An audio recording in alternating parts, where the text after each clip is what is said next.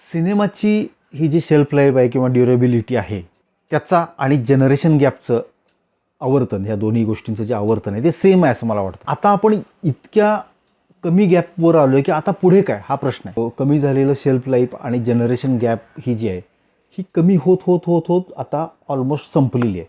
म्हणजे अति तिथं माती आपण म्हणतो ना, ते इथं चांगल्या अर्थानं झालं आहे. म्हणजे त्या गॅपची माती झाली असं आपण म्हणू, मग चांगलंच झालं ना. प्रत्येक दोन माणसांमध्ये गॅप आहे, त्याला जनरेशन गॅप म्हणता येणार नाही, पण ही गॅप आहे, वेगळेपण आहे. पण त्याला गॅप असा निगेटिव्ह शब्द न देता त्याच्यामध्ये युनिकनेस आपण म्हणू शकतो की प्रत्येकाचा युनिकनेस आपल्याला दिसण्याचा आता काळ येऊ घातलेला आहे.